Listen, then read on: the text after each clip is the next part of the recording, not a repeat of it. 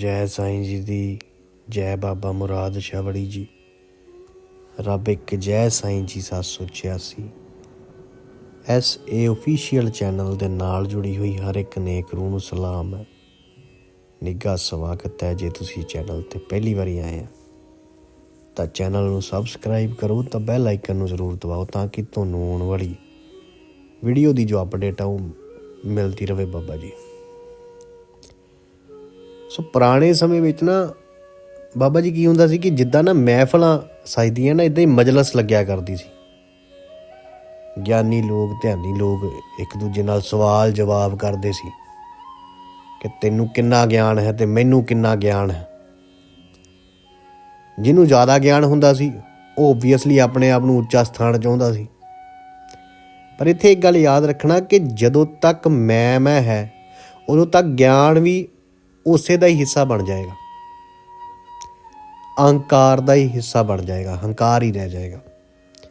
ਜੇ ਹੰਕਾਰ ਵੱਢਿਆ ਨਹੀਂ ਜਾਏਗਾ ਤਾਂ ਫਿਰ ਜੇ ਕੋਈ ਵੀ ਗਿਆਨ ਵੀ ਹੈ ਨਾ ਉਹ ਵੀ ਹੰਕਾਰ ਦੇ ਵਿੱਚ ਜੁੜ ਜਾਏਗਾ। ਤੇ ਫਕੀਰ, ਸੰਤ, ਗੁਰੂ, ਰਹਿਬਰ, ਪੀਰ, ਪੈਗੰਬਰ ਇਸੇ ਕੋਲੋਂ ਇਸੇ ਹੰਕਾਰ ਨੂੰ ਖਾਂਦੇ ਆ, ਤਾਂ ਇਹਨਾਂ ਤੋਂ ਦੂਰ ਰਹਿੰਦੇ ਸੀ ਉਹ। ਪਰ ਸਤਿਗੁਰੂ ਕਬੀਰ ਜੀ ਮਹਾਰਾਜ ਜੀ ਦੇ ਨਾ ਜ਼ਿੰਦਗੀ ਦੀ ਇੱਕ ਘਟਨਾ ਹੈ ਬਾਬਾ ਜੀ, ਉਹਨਾਂ ਦੇ ਜੀਵਨ ਦੀ ਇੱਕ ਗੱਲ ਹੈ। ਸਾਈਂ ਲੋਕ ਫਕੀਰ ਕੀ ਕਰਦੇ ਆ ਬਾਬਾ ਜੀ, ਜ਼ਰਾ ਗੌਰ ਨਾਲ ਸੁਣਨਾ, ਬਹੁਤ ਹੀ ਪਿਆਰੀ ਹੈ। ਕਹਿੰਦੇ ਕਿ ਇੱਕ ਪੰਡਤ ਸੀ ਜਿਸ ਨੇ ਆਪਣਾ ਨਾਮ ਰੱਖਿਆ ਹੋਇਆ ਸੀ ਸਰਬਜੀਤ। ਉਹਨੇ ਸਭ ਨੂੰ ਜਿੱਤਿਆ ਸੀ, ਉਹਨੇ ਆਪ ਹੀ ਆਪਣਾ ਨਾਮ ਰੱਖ ਲਿਆ ਸੀ ਕਿਉਂਕਿ ਉਹਨੂੰ ਸ਼ਾਸਤਰਾਂ ਦਾ ਇੰਨਾ ਗਿਆਨ ਸੀ ਕਿ ਕਿਸੇ ਨਾਲ ਵੀ ਉਹ ਕੋਈ ਸਵਾਲ ਜਵਾਬ ਕਰਦਾ ਸੀ ਤੇ ਸਭ ਨੂੰ ਹਰਾ ਦਿੰਦਾ ਸੀ। ਮਤਲਬ ਜਦੋਂ ਵੀ ਕਿਸੇ ਨਾਲ ਬਹਿਸ ਹੋਣੀ ਸ਼ਾਸਤਰਾਂ ਦੇ ਬਾਰੇ, ਕਿਤਾਬੀ ਗਿਆਨ ਬਾਰੇ, ਤਾਂ ਉਹਨੂੰ ਇੰਨਾ ਗਿਆਨ ਸੀ ਕਿ ਉਹਨੇ ਹਰਾ ਦੇਣਾ। ਅਤੇ ਉਹਨੇ ਇਸੇ ਖੁਸ਼ੀ ਦੇ ਵਿੱਚ ਆਪਣਾ ਨਾਮ ਰੱਖ ਲਿਆ ਸਰਬਜੀਤ। ਜਿੱਥੇ ਵੀ ਕਿਤੇ ਬਹਿਸ ਹੋਣੀ ਉਹਨੇ ਜਿੱਤ ਜਾਣਾ। ਪਰ ਜਿਹੜੀ ਸਰਬਜੀਤ ਪੰਡਤ ਦੀ ਮਾਂ ਸੀ ਨਾ, ਉਹ ਸੱਚਾਈ ਜਾਣਦੀ ਸੀ। ਬਾਬਾ ਜੀ ਮਾਂ ਨੇ ਕਦੇ ਵੀ ਉਸਨੂੰ ਸਰਬਜੀਤ ਨਹੀਂ ਸਿੱਖਿਆ, ਕਦੇ ਵੀ, ਕਿਉਂਕਿ ਮਾਵਾਂ ਨੂੰ ਸਭ ਪਤਾ ਹੁੰਦਾ। ਮਾਵਾਂ ਠੰਡੀਆਂ ਛਾਵਾਂ ਕੌਣ ਕਰੇ। ਤਾਂ ਇੱਕ ਦਿਨ ਉਹ ਮਹਾਨ ਪੰਡਤ ਸਰਬਜੀਤ ਮਾਂ ਦੇ ਕੋਲ ਆਇਆ, ਆਪਣੀ ਮਾਂ ਦੇ ਕੋਲ ਆਇਆ ਅਤੇ ਆ ਕੇ ਮਾਂ ਨੂੰ ਕਿਹਾ, ਮਾਂ ਅੱਜ ਮੈਂ ਉਹਨੂੰ ਵੀ ਹਰਾ ਦਿੱਤਾ, ਦੇਖਿਆ ਤੇਰਾ ਪੁੱਤ ਸਰਬਜੀਤ। ਤਾਂ ਮਾਂ ਨੇ ਕਿਹਾ, ਬੇਟਾ ਮੈਂ ਤੈਨੂੰ ਸਰਬਜੀਤ ਉਦੋਂ ਮੰਨੂਗੀ ਜਦੋਂ ਤੂੰ ਸੰਤ ਕਬੀਰ ਜੀ ਨੂੰ ਜਿੱਤੇਂਗਾ, ਕਿਉਂਕਿ ਇਹ ਦੁਨੀਆਦਾਰਾਂ ਨੂੰ ਤੂੰ ਜਿੱਤਣਾ, ਇਹ ਗੱਲ ਇੱਕ ਅਲੱਗ ਹੈ। ਕਿਸੇ ਫਕੀਰ ਨੂੰ ਜਿੱਤ ਕੇ ਆ, ਐਸੀ ਰਹਿਮਤ ਵਾਲੇ ਫਕੀਰ ਨੂੰ ਜਿੱਤ ਕੇ ਆ, ਸੰਤ ਕਬੀਰ ਜੀ ਨੂੰ ਜਿੱਤੇਂਗਾ, ਫਿਰ ਮੈਂ ਤੈਨੂੰ ਮੰਨੂਗੀ ਵੀ ਤੂੰ ਸਰਬਜੀਤ ਆ। ਕਿਉਂਕਿ ਉਹਨਾਂ ਨੂੰ ਜਿੱਤਣ ਦਾ ਕੀ ਫਾਇਦਾ ਜਿਨ੍ਹਾਂ ਨੂੰ ਕਿਤਾਬੀ ਗਿਆਨ ਹੈ। ਜੇ ਜਿੱਤਣਾ ਹੈ ਤਾਂ ਉਹਨਾਂ ਨੂੰ ਜਿੱਤ ਜਿਨ੍ਹਾਂ ਨੂੰ ਸੱਚਾ ਗਿਆਨ ਹੈ, ਉਸ ਮਾਲਕ ਦਾ, ਉਸ ਖੁਦਾਵੰਦ ਕਰੀਮ ਦਾ, ਉਸ ਪਰਮਾਤਮਾ ਦਾ, ਵਾਹਿਗੁਰੂ ਦਾ, ਅੱਲਾ ਰਾਮ ਦਾ। ਫਿਰ ਮੰਨੂਗੀ ਮੈਂ ਤੈਨੂੰ ਸਰਬਜੀਤ। ਜਾ ਕੇ ਸੰਤ ਕਬੀਰ ਨੂੰ ਜਿੱਤ ਕੇ ਆ। ਅਗਰ ਸੰਤ ਕਬੀਰ ਜੀ ਨੂੰ ਤੂੰ ਜਿੱਤ ਕੇ ਆ ਗਿਆ ਤਾਂ ਸਭ ਤੋਂ ਪਹਿਲਾਂ ਮੈਂ ਫੁੱਲਾਂ ਦਾ ਹਾਰ ਲੈ ਕੇ ਖੜੀ ਹੋਊਂਗੀ, ਤੇਰੇ ਗਲ 'ਚ ਪਾਊਂਗੀ ਅਤੇ ਮੰਨੂਗੀ ਵੀ ਤੂੰ ਸਰਬਜੀਤ ਹੈ। ਹੁਣ ਸਰਬਜੀਤ ਨੇ ਸਤਿਗੁਰੂ ਕਬੀਰ ਜੀ ਦਾ ਨਾਮ ਸੁਣਿਆ ਹੋਇਆ ਸੀ, ਮਹਾਰਾਜ ਦਾ ਨਾਮ ਸੁਣਿਆ ਹੋਇਆ ਸੀ। ਉਹ ਬਹੁਤ ਬੜੇ ਸੰਤ ਹੈ, ਉਹਨਾਂ ਕੋਲ ਜੋ ਗਿਆਨ ਹੈ ਉਹ ਸੱਚਾ ਗਿਆਨ ਹੈ, ਇਹ ਵੀ ਸੁਣਿਆ ਹੋਇਆ ਸੀ ਉਹਨੇ। ਹੁਣ ਉਹਨੂੰ ਪਤਾ ਤਾਂ ਸੀ ਵੀ ਫਕੀਰਾਂ ਨਾਲ ਮੇਰੀ ਬਹਿਸ ਥੋੜ੍ਹੀ ਜਿਹੀ ਮੁਸ਼ਕਲ ਮੇਰੇ ਲਈ ਪੈਦਾ ਕਰੇਗੀ। ਪਰ ਹੁਣ ਜੇ ਮਾਂ ਨੇ ਕਿਹਾ ਹੈ ਤਾਂ ਕੋਈ ਗੱਲ ਨਹੀਂ, ਕੱਲ੍ਹ ਸਵੇਰੇ ਹੀ ਮੈਂ ਤਿਆਰੀ ਕਰਕੇ ਕਾਸ਼ੀ ਨੂੰ ਜਾਊਂਗਾ ਔਰ ਸਰਬਜੀਤ ਸੰਤ ਕਬੀਰ ਜੀ ਨੂੰ ਜਿੱਤ ਕੇ ਆਏਗਾ। ਇਹ ਸੋਚ ਕੇ ਸਾਰੀ ਤਿਆਰੀ ਕਰ ਲਈ ਬਾਬਾ ਜੀ ਵੀ ਮੈਂ ਜਿੱਤ ਕੇ ਆਊਂਗਾ। ਅਤੇ ਹੁਣ ਤਿਆਰੀ ਕਰ ਲਈ। ਅਤੇ ਇਸ ਕਹਾਣੀ 'ਚ ਇਹ ਵੀ ਗੱਲ ਆਉਂਦੀ ਹੈ, ਕਹਿੰਦੇ ਨੇ ਕਿ ਜਿੰਨੇ ਵੀ ਉਸ ਕੋਲ ਸ਼ਾਸਤਰ ਸੀਗੇ ਨਾ, ਜੋ ਵੀ ਕਿਤਾਬਾਂ ਸੀਗੀਆਂ ਉਹਦੇ ਕੋਲ, ਉਹਨੇ ਆਪਣੀ ਬੈਲ ਗਾੜੀ ਵਿੱਚ ਰੱਖ ਲਈਆਂ। ਜਿਹੜੀ ਬੈਲ ਗੱਡੀ ਹੁੰਦੀ ਨਾ, ਉਹਨਾਂ ਟਾਈਮਾਂ 'ਚ ਬੈਲ ਗੱਡੀ ਚੱਲਦੀ ਸੀ, ਉਹਨੇ ਆਪਣੀ ਬੈਲ ਗਾੜੀ ਵਿੱਚ ਰੱਖ ਲਏ ਕਿਉਂਕਿ ਇੱਕ ਉਹਦਾ ਨੌਕਰ ਸੀ। ਅਤੇ ਕਹਿ ਕੇ ਉਹਨੇ ਰਖਵਾ ਲਿਆ ਕਿ ਜਾਂਦਾ ਜਾਂਦਾ ਇੱਕ ਵਾਰੀ ਸਾਰੇ ਸ਼ਾਸਤਰ ਦੁਬਾਰਾ ਪੜ੍ਹ ਲਵਾਂਗਾ, ਮਤਲਬ ਰਿਵੀਜ਼ਨ ਹੁੰਦੀ ਨਾ ਪੇਪਰ ਤੋਂ ਪਹਿਲਾਂ, ਰਿਵੀਜ਼ਨ ਕਰ ਲਵਾਂਗਾ ਵੀ ਕੋਈ ਪੁਆਇੰਟ ਕੋਈ ਗੱਲ ਕਿਤੇ ਰਹਿ ਨਾ ਜਾਵੇ, ਕਿਉਂਕਿ ਸੰਤ ਕਬੀਰ ਜੀ ਨੂੰ ਹਰਾ ਕੇ ਆਉਣਾ ਹੈ। ਹੁਣ ਉਹਨੂੰ ਕੀ ਪਤਾ ਸੀ ਕਿ ਕਬੀਰ ਜੀ ਮਹਾਰਾਜ ਕੋਈ ਕਿਤਾਬੀ ਗਿਆਨ ਥੋੜ੍ਹੀ ਲੈ ਕੇ ਬੈਠੇ ਆ, ਕੋਈ ਦੁਨਿਆਵੀ ਗਿਆਨ ਥੋੜ੍ਹੀ ਲੈ ਕੇ ਬੈਠੇ ਆ। ਇਹ ਕਬੀਰ ਸਾਹਿਬ ਉਹ ਫਕੀਰ ਲੋਕ ਹੈ, ਆਸ਼ਕ ਲੋਕ ਹੈ, ਖੁਦਾ ਦੇ ਆਸ਼ਕ ਹੈ, ਪਰਮਾਤਮਾ ਦੇ ਆਸ਼ਕ ਹੈ, ਰਾਮ ਦੇ ਆਸ਼ਕ ਹੈ। ਕਬੀਰ ਸਾਹਿਬ ਨੂੰ ਤਾਂ ਗਿਆਨ ਆਪਣੇ ਪ੍ਰਭੂ ਪਰਮੇਸ਼ਵਰ ਖੁਦਾ ਆਪਣੇ ਰਾਮ ਦਾ ਹੈ। ਹੁਣ ਜਦੋਂ ਸਰਬਜੀਤ ਪਹੁੰਚਿਆ ਕਬੀਰ ਸਾਹਿਬ ਜੀ ਦੀ ਨਗਰੀ 'ਚ, ਤੇ ਪੁੱਛਦਾ ਪੁਛਾਉਂਦਾ ਜਦੋਂ ਕਬੀਰ ਸਾਹਿਬ ਜੀ ਦੇ ਘਰ ਪਹੁੰਚਿਆ ਤਾਂ ਬੜੀ ਸ਼ਾਨ ਦੇ ਨਾਲ ਬੈਲ ਗਾੜੀ 'ਚ ਉਤਰਿਆ, ਬੜੀ ਸ਼ਾਨ ਦੇ ਨਾਲ ਆਪਣੀ ਬੈਲ ਗਾੜੀ 'ਚ ਉਤਰਿਆ। ਤੇ ਕਬੀਰ ਸਾਹਿਬ ਜੀ ਦਾ ਇੱਕ ਸੇਵਕ ਬਾਹਰ ਖੜਾ ਸੀ ਤੇ ਜਾ ਕੇ ਉਹਨੂੰ ਕਿਹਾ ਕਿ ਜਾ ਕੇ ਕਬੀਰ ਨੂੰ ਦੱਸ ਦੇ ਕਿ ਮਹਾ ਪੰਡਿਤ ਸਰਬਜੀਤ ਆਇਆ, ਉਹਦੇ ਨਾਲ ਸਵਾਲ ਜਵਾਬ ਕਰਨ ਵਾਸਤੇ। ਤਾਂ ਜਦੋਂ ਸੇਵਕ ਨੇ ਜਾ ਕੇ ਕਬੀਰ ਸਾਹਿਬ ਨੂੰ ਦੱਸਿਆ ਤਾਂ ਕਬੀਰ ਸਾਹਿਬ ਮੁਸਕਰਾਏ, ਕਿਉਂਕਿ ਫਕੀਰ ਸਭ ਜਾਣਦੇ ਹੁੰਦੇ ਬਾਬਾ ਜੀ ਕੌਣ ਆ ਰਿਹਾ ਹੈ, ਕੀ ਕਰਕੇ ਆ ਰਿਹਾ ਹੈ, ਕਿੱਥੋਂ ਆ ਰਿਹਾ ਹੈ। ਕਬੀਰ ਸਾਹਿਬ ਮੁਸਕਰਾਏ ਕਿਉਂਕਿ ਕਬੀਰ ਸਾਹਿਬ ਆਪਣੇ ਬਰਾਂਡੇ ਦੇ ਵਿੱਚ ਹੀ ਬੈਠੇ ਸੀ, ਜਿਹੜਾ ਬਾਹਰ ਸੀਗਾ ਨਾ, ਜਿੱਦਾਂ ਘਰ ਦੇ ਬਾਹਰ ਜਿਹੜੀ ਜਗ੍ਹਾ ਹੁੰਦੀ ਉੱਥੇ ਹੀ ਬੈਠੇ ਸੀ। ਤੇ ਕਬੀਰ ਸਾਹਿਬ ਕਹਿੰਦੇ ਲੈ ਆਓ ਫਿਰ ਅੰਦਰ ਉਹਨਾਂ ਨੂੰ, ਮਹਾ ਪੰਡਿਤ ਆਏ ਆ, ਲੈ ਕੇ ਆਓ। ਹੁਣ ਕਹਿੰਦੇ ਕਿ ਲਿਆਂਦਾ ਗਿਆ। ਹੁਣ ਜਦੋਂ ਲਿਆਂਦਾ ਗਿਆ ਤਾਂ ਸਰਬਜੀਤ ਦੀ ਨਜ਼ਰ ਨਾ, ਰੱਬ ਦੀ ਕੁਦਰਤ ਦੇਖੋ ਕੈਸੀ, ਕਿ ਸਰਬਜੀਤ ਦੀ ਨਜ਼ਰ ਕਬੀਰ ਸਾਹਿਬ ਦੇ ਵਿਹੜੇ ਦੇ ਬਾਹਰ, ਮਤਲਬ ਜਿਹੜੀ ਚਾਰ ਦੀਵਾਰੀ ਸੀਗੀ ਕੱਖਾਂ ਦੀ ਉਸ ਵੇਲੇ, ਉਹਦੇ ਬਾਹਰ ਹੀ ਵੇਖਿਆ। ਕੀ ਵੇਖਦਾ ਕਿ ਇੱਕ ਸੂਅਰ, ਇੱਕ ਪਿੱਗ ਜਿਹੜਾ ਉਹ ਬੱਧਾ ਹੋਇਆ ਹੈ। ਤੇ ਉਹ ਸਰਬਜੀਤ ਕਹਿੰਦਾ ਕਿ ਐਡੀ ਗੰਦੀ ਚੀਜ਼ ਸੰਤਾਂ ਦੇ ਘਰ ਕਿਉਂ ਬੱਧੀ ਹੋਈ ਹੈ। ਹੁਣ ਉਹ ਸਰਬਜੀਤ ਸੋਚ ਰਿਹਾ ਸੀ। ਤੇ ਜਦੋਂ ਸਰਬਜੀਤ ਅੰਦਰ ਗਿਆ ਤਾਂ ਕਬੀਰ ਸਾਹਿਬ ਨੇ ਸੇਵਕ ਨੂੰ ਕਿਹਾ ਕਿ ਜਾ ਉਹ ਸੂਅਰ ਹੈ ਜਿਹੜਾ ਉਹਨੂੰ ਖੋਲ ਦੇ। ਹੁਣ ਜਿਹਨੂੰ ਦਿਖਾਉਣਾ ਸੀ ਉਹ ਵਿਖਾ ਦਿੱਤਾ। ਫਕੀਰ ਦੀ ਮੌਜ ਦੇਖੋ, ਲੋਕੀ ਬੜੀ ਸਫਾਈ ਕਰਦੇ ਘਰ ਦੀ, ਵੀ ਕਿਸੇ ਨੇ ਆਉਣਾ ਹੈ ਜਾਂ ਕੋਈ ਆਇਆ ਹੈ ਤਾਂ ਉਹਨਾਂ ਨੇ ਸੂਅਰ ਬਾਹਰ ਬੰਨਿਆ ਹੋਇਆ ਸੀ ਪਹਿਲਾਂ ਹੀ, ਉਹਨਾਂ ਨੂੰ ਪਤਾ ਸੀ। ਤਾਂ ਉਹ ਕਹਿੰਦੇ ਵੀ ਜਿਹਨੂੰ ਦਿਖਾਉਣਾ ਸੀ ਉਹਨੂੰ ਵਿਖਾ ਦਿੱਤਾ, ਹੁਣ ਇਹਨੂੰ ਖੋਲ ਦੇ। ਹੁਣ ਸਰਬਜੀਤ ਸੀ ਉਹ ਇਹ ਗੱਲ ਸੁਣ ਕੇ ਬੜਾ ਹੈਰਾਨ ਹੋਇਆ ਕਿ ਇਹ ਕੀ ਗੱਲ ਕਹਿਤੀ ਕਿ ਜਿਹਨੂੰ ਦਿਖਾਉਣਾ ਸੀ ਉਹਨੇ ਦੇਖ ਲਿਆ, ਹੁਣ ਖੋਲ ਤੇ ਦੌੜਾ ਦੇ ਇਹਨੂੰ। ਹੁਣ ਉਹ ਪੰਡਿਤ ਸਰਬਜੀਤ ਜਦੋਂ ਅੰਦਰ ਆਇਆ ਤਾਂ ਯਾਦ ਰੱਖਣਾ ਕਿ ਸੰਤਾਂ, ਗੁਰੂਆਂ, ਰਹਿਬਰਾਂ, ਫਕੀਰਾਂ ਦੀ ਹਰ ਕਰਨੀ ਦੇ ਵਿੱਚ, ਹਰ ਕਰਮ ਦੇ ਵਿੱਚ ਕੋਈ ਰਾਜ਼ ਹੁੰਦਾ ਹੈ, ਰਮਜ਼ ਹੁੰਦੀ ਹੈ, ਕੋਈ ਵਿਰਲਾ ਹੀ ਸਮਝਦਾ ਹੈ। ਹੁਣ ਕਬੀਰ ਸਾਹਿਬ ਬੈਠੇ ਹੋਏ ਸੀ ਤੇ ਸਰਬਜੀਤ ਨੇ ਅੰਦਰ ਬੜੀ ਸ਼ਾਨ ਦੇ ਨਾਲ ਕਦਮ ਰੱਖਿਆ। ਹਾਲਾਂਕਿ ਫਕੀਰਾਂ ਦੇ ਕੋਲ ਹਮੇਸ਼ਾ ਝੁੱਕ ਕੇ ਜਾਣਾ ਚਾਹੀਦਾ ਬਾਬਾ ਜੀ, ਪਰ ਉਹਨੇ ਬੜੀ ਸ਼ਾਨ ਦੇ ਨਾਲ ਕਦਮ ਰੱਖਿਆ ਤੇ ਉਹਨੂੰ ਇਹ ਵੀ ਉਮੀਦ ਸੀ ਕਿ ਕਬੀਰ ਸਾਹਿਬ ਉੱਠਣਗੇ, ਕਬੀਰ ਸਾਹਿਬ ਉੱਠਣਗੇ ਔਰ ਮੇਰਾ ਸਵਾਗਤ ਕਰਨਗੇ। ਪਰ ਕਬੀਰ ਸਾਹਿਬ ਬੜੀ ਸ਼ਾਂਤੀ ਦੇ ਨਾਲ, ਬੜੇ ਕਾਮ ਤਰੀਕੇ ਦੇ ਨਾਲ, ਬਾਬਾ ਜੀ ਕਾਮਨੈਸ, ਬੜੀ ਸ਼ਾਂਤੀ, ਬੜੇ ਪ੍ਰੇਮ ਦੇ ਨਾਲ ਬੈਠੇ ਰਹੇ। ਤੇ ਉਹਨਾਂ ਦੇ ਮੁਖੜੇ ਤੇ, ਚਿਹਰੇ ਤੇ ਮੁਸਕਰਾਹਟ, ਤੇ ਬੈਠਿਆਂ ਨੇ ਹੀ ਕਿਹਾ, ਆਓ ਮਹਾ ਪੰਡਿਤ ਸਰਬਜੀਤ ਆ ਗਏ ਹੋ, ਆਓ ਬੈਠੋ ਬੈਠੋ। ਤੇ ਸਰਬਜੀਤ ਨੂੰ ਬਿਠਾਇਆ ਗਿਆ। ਹੁਣ ਜਦੋਂ ਸਰਬਜੀਤ ਨੂੰ ਬਿਠਾਇਆ ਗਿਆ ਤੇ ਸਰਬਜੀਤ ਬੈਠ ਗਿਆ।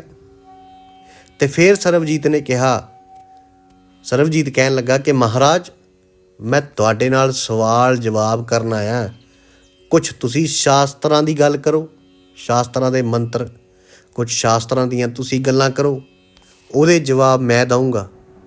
ਤੇ ਮਤਲਬ ਜੋ ਤੁਹਾਡੇ ਅੰਦਰ ਸਵਾਲ ਹੈ ਉਸ ਦੇ ਜਵਾਬ ਮੈਂ ਦਊਂਗਾ, ਤੇ ਜੇ ਕੋਈ ਮੇਰੇ ਅੰਦਰ ਸਵਾਲ ਹੈ ਉਹਦੇ ਜਵਾਬ ਤੁਸੀਂ ਦਿਓ, ਕਿਉਂਕਿ ਸਵਾਲਾਂ ਜਵਾਬਾਂ ਦੀ ਹੀ ਖੇਡ ਸੀ। ਹੁਣ ਬਾਬਾ ਜੀ ਜਿਹੜਾ ਜਵਾਬ ਦੇਗਾ ਉਹ ਜਿੱਤ ਗਿਆ, ਜਿਹੜਾ ਨਾ ਜਵਾਬ ਦੇ ਪਾਇਆ ਉਹ ਹਾਰ ਗਿਆ।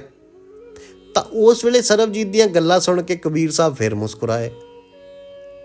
ਤੇ ਕਬੀਰ ਸਾਹਿਬ ਕਹਿੰਦੇ, ਸਰਬਜੀਤ ਸਵਾਲ ਜਵਾਬ ਕਰਨ ਦੀ ਲੋੜ ਹੀ ਕੀ ਹੈ, ਕਿ ਤੂੰ ਜਿੱਤਣ ਆਇਆ ਨਾ, ਤੂੰ ਘਰੋਂ ਇਹੀ ਸੋਚ ਕੇ ਆਇਆ ਕਿ ਮੈਂ ਜਿੱਤਣਾ, ਜਾਂ ਅਸੀਂ ਤੈਨੂੰ ਕਹਿੰਦੇ ਆ ਤੂੰ ਜਿੱਤਿਆ ਅਸੀਂ ਹਾਰੇ।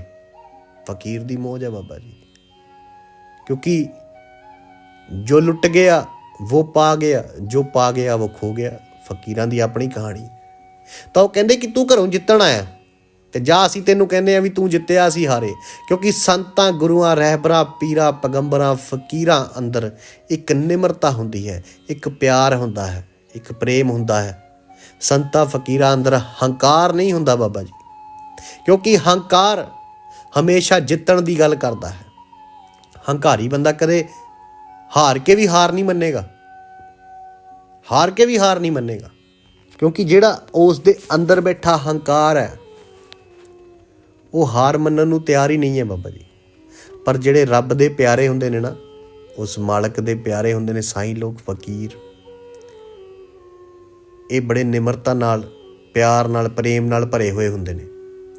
ਉਹ ਕਹਿੰਦੇ ਭਾਈ ਠੀਕ ਹੈ, ਜੇ ਸਾਡੇ ਹਾਰਨ ਨਾਲ ਤੈਨੂੰ ਖੁਸ਼ੀ ਮਿਲਦੀ ਹੈ ਤਾਂ ਅਸੀਂ ਹਾਰਨ ਨੂੰ ਤਿਆਰ ਹਾਂ, ਕਿਉਂਕਿ ਸਾਨੂੰ ਆਪਣੀ ਹਾਰ ਜਿੱਤ ਨਾਲ ਮਤਲਬ ਨਹੀਂ ਹੈ, ਸਾਨੂੰ ਤਾਂ ਤੇਰੀ ਖੁਸ਼ੀ ਨਾਲ ਮਤਲਬ ਹੈ। ਤੂੰ ਐਡੀ ਦੂਰੋਂ ਚੱਲ ਕੇ ਆਇਆ ਤੇ ਸਾਡੇ ਦਰ ਤੋਂ ਨਿਰਾਸ਼ ਹੋ ਕੇ ਜਾਵੇਂ, ਦੁਖੀ ਹੋ ਕੇ ਜਾਵੇ, ਇਹ ਸਾਨੂੰ ਮਨਜ਼ੂਰ ਨਹੀਂ, ਕਿਉਂਕਿ ਫਕੀਰਾਂ ਦੇ ਦਰ ਤੋਂ ਕਦੇ ਵੀ ਕੋਈ ਨਿਰਾਸ਼ ਨਹੀਂ ਗਿਆ ਬਾਬਾ ਜੀ। ਇਹਨਾਂ ਸਾਈਂ ਲੋਕਾਂ ਦੇ ਦਰਾਂ ਤੋਂ, ਇਹਨਾਂ ਫਕੀਰਾਂ ਦੇ ਦਰਾਂ ਤੋਂ, ਔਰ ਕਬੀਰ ਸਾਹਿਬ ਦੇ ਦਰ ਤੋਂ ਕਦੇ ਵੀ ਕੋਈ ਨਿਰਾਸ਼ ਨਹੀਂ ਗਿਆ। ਉਹ ਕਹਿੰਦੇ ਇਹ ਸਾਨੂੰ ਮਨਜ਼ੂਰ ਨਹੀਂ ਹੈ, ਅਸੀਂ ਨਹੀਂ ਚਾਹੁੰਦੇ ਕਿ ਤੂੰ ਨਿਰਾਸ਼ ਜਾਵੇਂ। ਅਸੀਂ ਤਾਂ ਇਹ ਚਾਹੁੰਦੇ ਹਾਂ ਕਿ ਫਕੀਰਾਂ ਦੇ ਦਰ 'ਤੇ, ਸੰਤਾਂ, ਗੁਰੂਆਂ, ਰਹਿਬਰਾਂ, ਪੀਰਾਂ, ਪੈਗੰਬਰਾਂ ਦੇ ਦਰ 'ਤੇ, ਉਹਨਾਂ ਦੇ ਕੋਲ ਜੋ ਵੀ ਆਉਂਦਾ ਹੈ ਉਹ ਖੁਸ਼ੀ ਦੇ ਨਾਲ ਭਰਪੂਰ ਹੋ ਕੇ ਜਾਵੇ। ਔਰ ਜੇ ਤੈਨੂੰ ਸਾਡੀ ਹਾਰ ਵਿੱਚੋਂ ਖੁਸ਼ੀ ਮਿਲਦੀ ਹੈ ਤਾਂ ਅਸੀਂ 100 ਵਾਰੀ ਹਾਰਨ ਨੂੰ ਤਿਆਰ ਹਾਂ। ਸਰਬਜੀਤ, ਮੁਕਾਬਲਾ ਕਿਸ ਗੱਲ ਦਾ ਹੈ? ਮੁਕਾਬਲਾ ਤਾਂ ਦੋ ਹੰਕਾਰੀਆਂ ਵਿੱਚ ਹੁੰਦਾ ਹੈ, ਉਹ ਅਸੀਂ ਤਾਂ ਪਹਿਲਾਂ ਹੀ ਝੁਕੇ ਹੋਏ ਹਾਂ।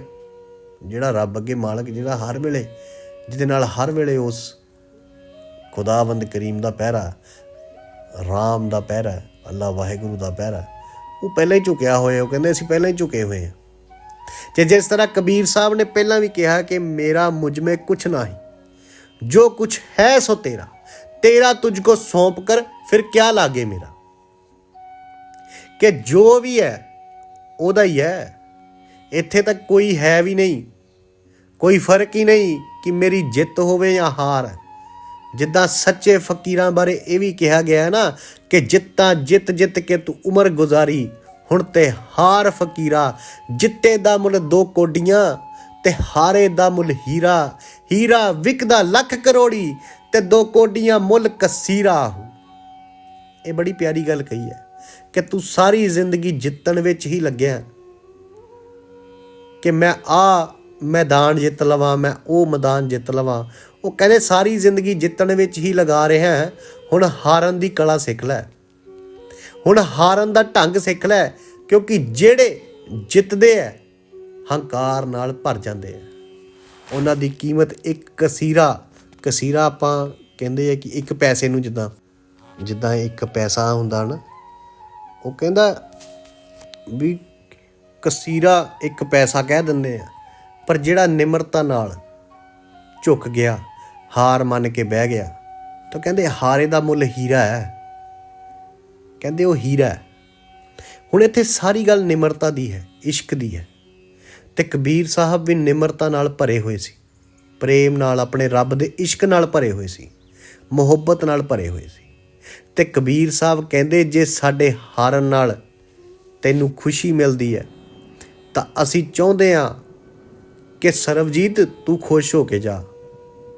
ਸਰਬਜੀਤ ਹੁਣ ਮਨ 'ਚ ਸੋਚਣ ਲੱਗਾ ਕਿ ਮੈਂ ਤਾਂ ਐਵੇਂ ਤਿਆਰੀਆਂ ਕਰਦਾ ਰਿਹਾ, ਮੈਂ ਐਵੇਂ ਤਿਆਰੀਆਂ ਕਰਦਾ ਆਇਆ, ਐਵੇਂ ਸ਼ਾਸਤਰ ਪੜ੍ਹਦਾ ਆਇਆ ਵੀ ਪਤਾ ਨਹੀਂ ਕਿਹੜਾ ਸਵਾਲ ਜਵਾਬ ਹੋਣਾ, ਕਿੱਡਾ ਤਗੜਾ ਮੁਕਾਬਲਾ ਹੋਣਾ। ਮੈਨੂੰ ਕੀ ਪਤਾ ਸੀ ਬੜੀ ਆਸਾਨੀ ਨਾਲ ਜਿੱਤ ਮਿਲ ਜਾਣੀ ਹੈ। ਪਰ ਫਿਰ ਸਰਬਜੀਤ ਦੇ ਮਨ 'ਚ ਆਇਆ ਵੀ ਕਬੀਰ ਸਾਹਿਬ ਨੇ ਤਾਂ ਹਾਰ ਮੰਨ ਲਈ, ਪਰ ਮਾਂ ਨੂੰ ਕਿਸ ਤਰ੍ਹਾਂ ਯਕੀਨ ਕਰਾਵਾਂਗਾ ਮੈਂ? ਮਾਂ ਕਿਸ ਤਰ੍ਹਾਂ ਯਕੀਨ ਕਰੇਗੀ ਕਿ ਕਬੀਰ ਜੀ ਨੇ ਤਾਂ ਹਾਰ ਮੰਨ ਲਈ? ਇਸ ਲਈ ਕੋਈ ਨਾ ਕੋਈ ਸਬੂਤ ਲੈ ਕੇ ਜਾਣਾ ਚਾਹੀਦਾ ਹੈ, ਜਿਹਦੇ ਨਾਲ ਮਾਂ ਨੂੰ ਯਕੀਨ ਆ ਜਾਵੇ ਕਿ ਕਬੀਰ ਹਾਰ ਗਿਆ ਤੇ ਮੈਂ ਜਿੱਤ ਗਿਆ। ਉਹਦੇ ਮਨ 'ਚ ਚੱਲ ਰਿਹਾ ਕਿ ਕਬੀਰ ਹਾਰ ਗਿਆ। ਤਾਂ ਉਸ ਵੇਲੇ ਕਹਾਣੀ ਦੱਸਦੀ ਹੈ ਕਿ ਸਰਬਜੀਤ ਨੇ ਕਬੀਰ ਸਾਹਿਬ ਨੂੰ ਕਿਹਾ ਕਿ ਐ ਕਬੀਰ, ਜੇ ਤੂੰ ਹਾਰ ਮੰਨ ਲਈ ਹੈ ਤਾਂ ਮੈਂ ਆਪਣੀ ਮਾਂ ਨੂੰ ਦਿਖਾਉਣਾ, ਮੈਨੂੰ ਉਸ ਦਾ ਸਬੂਤ ਚਾਹੀਦਾ ਹੈ। ਹੁਣ ਕਬੀਰ ਸਾਹਿਬ ਦੀ ਨਿਮਰਤਾ ਦੇਖੋ, ਕਹਿੰਦੇ ਦੱਸ ਤੈਨੂੰ ਕੀ ਸਬੂਤ ਚਾਹੀਦਾ ਹੈ, ਅਸੀਂ ਹਰ ਸਬੂਤ ਦੇਣ ਨੂੰ ਤਿਆਰ ਹਾਂ। ਤਾਂ ਫਿਰ ਸਰਬਜੀਤ ਕਹਿੰਦਾ ਤੁਸੀਂ ਇੱਦਾਂ ਕਰੋ ਕਿ ਮੈਂ ਤੁਹਾਨੂੰ ਇੱਕ ਕਾਗਜ਼ ਦਿੰਦਾ ਹਾਂ, ਉਹਦੇ ਉੱਤੇ ਤੁਸੀਂ ਲਿਖ ਦਿਓ ਕਿ ਮੈਂ ਕਬੀਰ ਹਾਰਿਆ ਤੇ ਸਰਬਜੀਤ ਜਿੱਤਿਆ। ਤੇ ਅੱਗੋਂ ਕਬੀਰ ਸਾਹਿਬ ਫਿਰ ਮੁਸਕਰਾਏ ਤਾਂ ਕਹਿੰਦੇ ਭਾਈ ਅਸੀਂ ਤਾਂ ਅਨਪੜ੍ਹ, ਸਾਨੂੰ ਤਾਂ ਲਿਖਣਾ ਵੀ ਨਹੀਂ ਆਉਂਦਾ, ਕਿਉਂਕਿ ਮਾਸੀ ਕਾਗਦ ਛੂਇਓ ਨਹੀਂ ਹਾਥ, ਕਹਿੰਦੇ ਕਾਗਜ਼ ਕਲਮ ਨੂੰ ਤਾਂ ਅਸੀਂ ਕਦੇ ਹੱਥ ਲਾਇਆ ਹੀ ਨਹੀਂ। ਉਹ ਇੱਦਾਂ ਕਰ, ਤੂੰ ਜੋ ਲਿਖਣਾ ਲਿਖ ਲੈ ਤੇ ਜੋ ਸਾਡਾ ਕਰਨ ਵਾਲਾ ਕੰਮ ਹੋਊਗਾ ਅਸੀਂ ਕਰ ਲਵਾਂਗੇ। ਤੇ ਸਰਬਜੀਤ ਨੇ ਕਿਹਾ ਠੀਕ ਹੈ, ਲਿਖਣਾ ਨਹੀਂ ਜਾਣਦੇ ਤਾਂ ਅੰਗੂਠਾ ਲਗਾ ਦਿਓ। ਤੇ ਕਬੀਰ ਸਾਹਿਬ ਕਹਿੰਦੇ ਲਵਾ ਲੈ ਅੰਗੂਠਾ ਭਾਈ, ਜੇ ਸਾਡੇ ਅੰਗੂਠਾ ਲਗਾਉਣ ਨਾਲ ਤੈਨੂੰ ਖੁਸ਼ੀ ਮਿਲਦੀ ਹੈ ਲਗਵਾ ਲੈ। ਹੁਣ ਸਰਬਜੀਤ ਨੇ ਕੋਰਾ ਕਾਗਜ਼ ਲਿਆ, ਕਲਮ ਪਕੜੀ ਤੇ ਆਪਣੇ ਹੱਥੀਂ ਲਿਖਿਆ ਕਿ ਮੈਂ ਸਰਬਜੀਤ ਜਿੱਤ ਗਿਆ ਔਰ ਭਗਤ ਕਬੀਰ ਹਾਰ ਗਿਆ। ਭਗਤ ਕਬੀਰ ਜੀ ਨੇ ਆਪਣੀ ਹਾਰ ਮੰਨ ਲਈ ਔਰ ਉੱਥੇ ਫਿਰ ਅੰਗੂਠੇ ਦੀ ਥਾਂ ਉਹਨੇ ਜਗ੍ਹਾ ਰੱਖ ਦਿੱਤੀ। ਕਹਿੰਦੇ ਹੁਣ ਜਦੋਂ ਕਾਗਜ਼ ਤੇ ਲਿਖ ਕੇ ਕਬੀਰ ਸਾਹਿਬ ਦੇ ਅੱਗੇ ਰੱਖਿਆ, ਕਾਗਜ਼ ਤੇ ਕਬੀਰ ਸਾਹਿਬ ਨੇ ਅੰਗੂਠਾ ਲਾਇਆ ਸਿਆਹੀ ਦੇ ਨਾਲ, ਉਹ ਸਿਆਹੀ ਵੀ ਸਰਬਜੀਤ ਨੇ ਹੀ ਅੱਗੇ ਕੀਤੀ। ਸਿਆਹੀ ਤੇ ਅੰਗੂਠਾ ਲਗਾ ਕੇ ਅੰਗੂਠਾ ਕਾਗਜ਼ ਦੇ ਉੱਪਰ ਰੱਖ ਦਿੱਤਾ ਔਰ ਕਿਹਾ ਲੈ ਸਰਬਜੀਤ ਖੁਸ਼ ਹੈ ਹੁਣ ਤੂੰ, ਇਹੀ ਚਾਹੁੰਦਾ ਸੀ। ਹੁਣ ਸਰਬਜੀਤ ਨੇ ਕਾਗਜ਼ ਲਿਆ ਔਰ ਖੁਸ਼ ਹੋ ਕੇ ਜਦੋਂ ਜਾਣ ਲੱਗਾ ਤਾਂ ਕਬੀਰ ਸਾਹਿਬ, ਲੀਲਾ ਇੱਥੋਂ ਸ਼ੁਰੂ ਹੋਈ ਫਕੀਰ ਦੀ ਬਾਬਾ ਜੀ, ਫਕਰਾਂ ਦੀ ਲੀਲਾ ਦੇਖੋ, ਇਹ ਆਸ਼ਕਾਂ ਦੀ ਮੋਜ ਦੇਖੋ। ਕਬੀਰ ਸਾਹਿਬ ਨੇ ਕਿਹਾ ਕਿ ਇੱਕ ਵਾਰ ਜਾਣ ਲੱਗਿਆ ਪੜ੍ਹ ਲੈ ਸਰਬਜੀਤ ਵੀ ਸਭ ਠੀਕ ਵੀ ਹੈ ਕਿ ਨਹੀਂ, ਕਿਉਂਕਿ ਫਿਰ ਤੂੰ ਚਲੇ ਜਾਣਾ ਹੈ। ਤਾਂ ਕਹਿੰਦੇ ਜਦੋਂ ਸਰਬਜੀਤ ਨੇ ਪੜ੍ਹਿਆ ਖੋਲ ਕੇ ਕਾਗਜ਼ ਤੇ ਹੈਰਾਨ ਰਹਿ ਗਿਆ, ਕਿਉਂਕਿ ਉਸ ਕਾਗਜ਼ ਤੇ ਲਿਖਿਆ ਸੀ ਕਿ ਮੈਂ ਸਰਬਜੀਤ ਹਾਰ ਗਿਆ ਤੇ ਸੰਤ ਕਬੀਰ ਜਿੱਤ ਗਏ। ਤੋ ਸਰਬਜੀਤ ਕਹਿੰਦਾ ਯਾਰ ਇਹ ਤਾਂ ਸਾਰੀ ਕਹਾਣੀ ਉਲਟੀ ਹੋ ਗਈ, ਇਹ ਕੀ ਆ ਕੀ ਕਹਾਣੀ ਹੈ। ਉਹਨੇ ਕਾਗਜ਼ ਪਾੜ ਦਿੱਤਾ, ਉਹਨੇ ਕਾਗਜ਼ ਪਾੜ ਲਿਆ ਕਿ ਸ਼ਾਇਦ ਮੇਰੇ ਤੋਂ ਗਲਤ ਲਿਖਿਆ ਗਿਆ, ਮੇਰੇ ਤੋਂ ਭੁੱਲ ਹੋ ਗਈ ਹੈ। ਉਹਨੇ ਕਾਗਜ਼ ਪਾੜਤਾ ਤੇ ਕਹਿੰਦੇ ਦੁਬਾਰਾ ਲਿਖਦਾ ਹਾਂ ਮੈਂ। ਸਰਬਜੀਤ ਕਹਿੰਦਾ ਵੀ ਮੈਂ ਦੁਬਾਰਾ ਲਿਖਦਾ ਹਾਂ। ਹੁਣ ਕਹਿੰਦੇ ਉਹਨੇ ਦੁਬਾਰਾ ਲਿਖਿਆ, ਉਹਨੇ ਫੇਰ ਲਿਖਿਆ, ਕਿਉਂਕਿ ਕਬੀਰ ਜੀ ਵੱਲੋਂ ਲਿਖਿਆ ਸੀ ਕਿ ਮੈਂ ਕਬੀਰ ਹਾਰ ਗਿਆ ਔਰ ਸਰਬਜੀਤ ਜਿੱਤ ਗਿਆ, ਜਿਹਦੀ ਗਵਾਹੀ ਵਿੱਚ ਮੈਂ ਆਪਣਾ ਅੰਗੂਠਾ ਲਾ ਰਿਹਾ ਹਾਂ। ਉਹਨੇ ਫੇਰ ਲਿਖਿਆ, ਪੜ੍ਹਿਆ 2-3 ਵਾਰ, ਕਹਿੰਦਾ ਮਹਾਰਾਜ ਹੁਣ ਠੀਕ ਹੈ, ਹੁਣ ਠੀਕ ਹੈ, ਹੁਣ ਅੰਗੂਠਾ ਲਾਓ ਕਬੀਰ ਜੀ ਮਹਾਰਾਜ। ਹੁਣ ਸਤਿਗੁਰੂ ਕਬੀਰ ਜੀ ਮਹਾਰਾਜ ਜੀ ਨੇ ਫਿਰ ਹੱਸ ਕੇ ਅੰਗੂਠਾ ਲਾਇਆ ਤਾਂ ਫਿਰ ਸਰਬਜੀਤ ਨੂੰ ਕਿਹਾ ਸਰਬਜੀਤ ਪੜ੍ਹ ਲਈ ਇੱਕ ਵਾਰ, ਫਿਰ ਨਾ ਕਹੀਂ ਕੁਝ ਗਲਤ ਹੋ ਗਿਆ। ਹੁਣ ਜਦੋਂ ਸਰਬਜੀਤ ਨੇ ਫਿਰ ਦੇਖਿਆ ਬਾਬਾ ਜੀ ਤੇ ਫਿਰ ਹੈਰਾਨ ਰਹਿ ਗਿਆ। ਉੱਥੇ ਲਿਖਿਆ ਸੀ ਕਿ ਮੈਂ ਸਰਬਜੀਤ ਹਾਰ ਗਿਆ ਤੇ ਸੰਤ ਕਬੀਰ ਜੀ ਜਿੱਤ ਗਏ। ਉਹ ਸਰਬਜੀਤ ਫਿਰ ਪਰੇਸ਼ਾਨ ਕਿ ਇਹ ਕੀ ਹੋ ਰਿਹਾ, ਮੈਂ ਲਿਖਦਾ ਕੁਛ ਹਾਂ ਤੇ ਹੋ ਕੁਛ ਹੋਰ ਜਾਂਦਾ। ਉਹਨੇ ਫਿਰ ਕਾਗਜ਼ ਪਾੜਿਆ ਔਰ ਫਿਰ ਲਿਖਿਆ। ਤੇ ਕਹਾਣੀ ਕਹਿੰਦੀ ਹੈ, ਇਹ ਗੱਲ ਜਿਹੜੀ ਦਰਜ ਹੈ ਉਹ ਕਹਿੰਦੀ ਕਿ 70 ਵਾਰੀ 70 ਟਾਈਮਸ ਸਰਬਜੀਤ ਨੇ ਕਾਗਜ਼ ਤੇ ਲਿਖਿਆ, 70 ਵਾਰ ਕਬੀਰ ਜੀ ਨੇ ਅੰਗੂਠਾ ਲਗਾਇਆ ਤੇ 70 ਵਾਰ ਹੀ ਲਿਖਿਆ ਸੀ, ਜੋ ਉਹ ਉਲਟਾ ਹੋ ਗਿਆ। ਹੁਣ ਜਦੋਂ 70ਵੀਂ ਵਾਰੀ ਲਾਸਟ ਟਾਈਮ 70ਵੀਂ ਵਾਰੀ 70th ਟਾਈਮ ਜਦੋਂ ਉਹਨੇ ਵੇਖਿਆ ਤਾਂ ਹੁਣ ਤਾਂ ਉਹ ਵੀ ਹਾਰ ਚੁੱਕਾ ਸੀ। ਲਿਖ ਕੇ ਉਹ ਦੇਖੋ ਲਿਖ ਕੇ ਹੀ ਹਾਰ ਗਿਆ ਕਿ ਮੈਂ ਜਿੱਤਿਆ, ਉਹ ਹਾਰ ਗਿਆ। ਕੀ ਹੋ ਕੀ ਰਿਹਾ ਹੁਣ ਬੰਦੇ ਨਾਲ 70 ਵਾਰੀ ਨਹੀਂ 4 ਵਾਰੀ ਇੱਦਾਂ ਹੋ ਜੇ ਬਾਬਾ ਜੀ ਤਾਂ ਬੰਦਾ ਘਬਰਾ ਜਾਂਦਾ, ਹਾਰ ਮੰਨ ਜਾਂਦਾ ਵੀ ਇਹ ਕੀ ਹੋ ਰਿਹਾ ਮੇਰੇ ਨਾਲ। ਇੱਥੇ ਤਾਂ 70 ਵਾਰ ਹੋਇਆ, ਬੰਦਾ ਹਾਰੇਗਾ ਹੀ। ਹੁਣ ਜਦੋਂ 70ਵੀਂ ਵਾਰ ਉਹਨੇ ਕਾਗਜ਼ ਦੇਖਿਆ ਤੇ ਕਾਗਜ਼ ਤਾਂ ਪਾੜਿਆ ਹੀ ਤੇ ਆਪਣੇ ਸਿੰਘਾਸਨ ਤੋਂ ਉੱਠਿਆ ਔਰ ਕਬੀਰ ਸਾਹਿਬ ਦੇ ਚਰਨਾਂ ਵਿੱਚ ਸਿਰ ਰੱਖ ਦਿੱਤਾ। ਫਕੀਰ ਸ਼ਹਿਨशाह ਦੇ ਕਦਮਾਂ ਦੇ ਵਿੱਚ ਸਿਰ ਰੱਖ ਦਿੱਤਾ ਕਿ ਲਓ ਸਤਿਗੁਰੂ ਸ਼ਹਿਨशाह ਸੱਚੇ ਪਾਤਸ਼ਾਹ, ਮੈਂ ਹਾਰ ਗਿਆ, ਤੁਸੀਂ ਜਿੱਤੇ। ਕਬੀਰ ਸਾਹਿਬ ਫਿਰ ਮੁਸਕਰਾਏ, ਹੱਸੇ ਤਾਂ ਕਹਿੰਦੇ ਕੀ ਹੋਇਆ ਤੈਨੂੰ, ਅਸੀਂ ਤਾਂ ਹਾਰ ਮੰਨ ਲਈ ਸੀ। ਤੇ ਅੱਗੋਂ ਸਰਬਜੀਤ ਕਹਿੰਦਾ ਜੀ ਤੁਸੀਂ ਤਾਂ ਹਾਰ ਮੰਨ ਲਈ, ਪਰ ਤੁਹਾਡਾ ਭਗਵਾਨ ਤੁਹਾਨੂੰ ਹਾਰ ਦਾ ਵੇਖਣ ਲਈ ਤਿਆਰ ਨਹੀਂ ਹੈ, ਕਿਉਂਕਿ ਇਹ ਲਿਖਦਾ ਤਾਂ ਮੈਂ ਆਪ ਹੀ ਹਾਂ, ਪਰ ਇਹਨੂੰ ਬਦਲ ਉਹ ਰੱਬ ਹੀ ਦਿੰਦਾ ਹੈ, ਉਹ ਖੁਦਾ ਰਿਹਾ ਹੈ, ਇਹਨੂੰ ਬਦਲ ਰਿਹਾ ਹੈ, ਕਿਉਂਕਿ ਜੇ ਉਹ ਚਾਵੇ ਤਾਂ ਕੁਝ ਵੀ ਹੋ ਸਕਦਾ ਹੈ।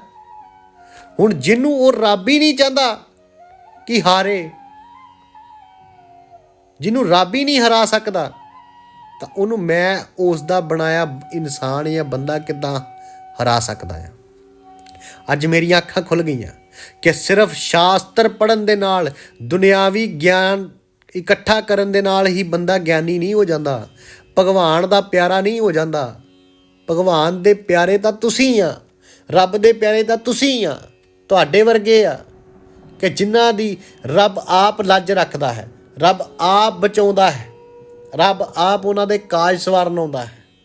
ਸੰਤਾਂ ਦੇ ਕਾਰਜ ਆਪ ਖਲੋਇਆ, ਹਰ ਕੰਮ ਕਰਾਵਣ ਆਇਆ ਰਾਮ। ਆਪ ਜਿਨ੍ਹਾਂ ਦੀ ਇੱਜ਼ਤ ਰੱਖਦਾ ਹੈ। ਇੱਥੋਂ ਪਤਾ ਲੱਗਦਾ ਹੈ ਬਾਬਾ ਜੀ